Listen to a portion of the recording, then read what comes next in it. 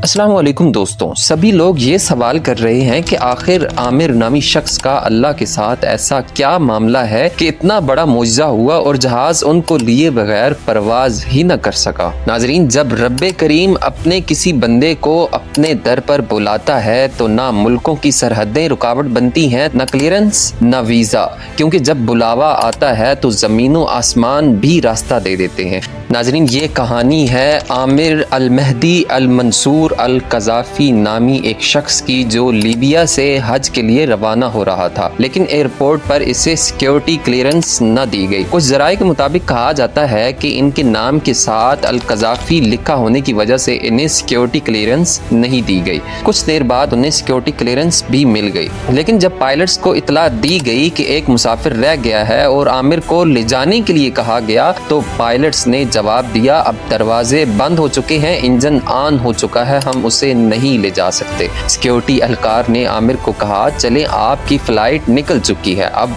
आप वापस घर चले जाएं। मगर आमिर ने इनकार कर दिया। इसने कहा, नहीं, मैं वापस नहीं जाऊंगा जब तक बैतुल्लाह ना पहुंच जाऊं।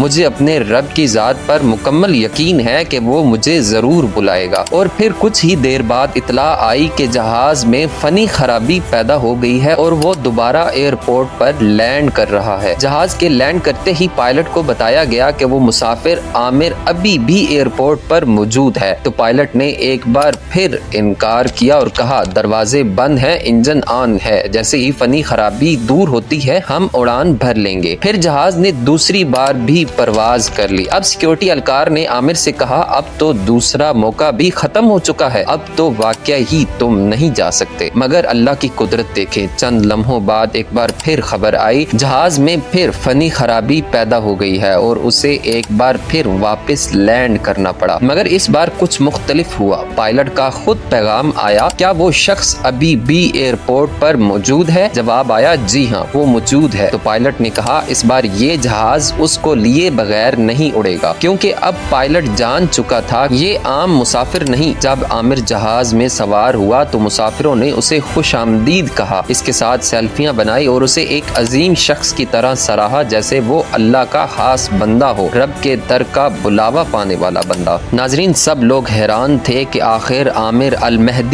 अल मंसूर अल कज़ाफ़ी और अल्लाह के दरमियान ऐसा क्या मामला है कि इतना बड़ा मौजज़ा हुआ। तो नाजरीन, अल्लाह कुरान में फरमाता है, ला तक़नतू मिन रहमतिल्लाह, अल्लाह की रहमत से मायूस न हो। ये आमिर भी अल्लाह की रहमत से मायूस नहीं हुआ। उसे अल्लाह की ज़ात पर कामिल यकीन था कि वो हज ज़रूर करेगा और वो गया, बैतुल्लाह पहुंचा। ये शख्स देखने में कोई आलिम या मौलवी नहीं लगता था, ना उसके चेहरे पर लंबी दाढ़ी थी, ना कोई मजहबी हुलिया। मगर याद रखें दोस्तों, हमें किसी के ज़ाहिरी हुलिये, शक्ल या लिबास से उसकी हकीकत का अंदाज़ा नहीं लगाना चाहिए। क्या पता हम जिसे आम समझते हैं वो अल्लाह के यहाँ कितना ख़ास और महबूब हो।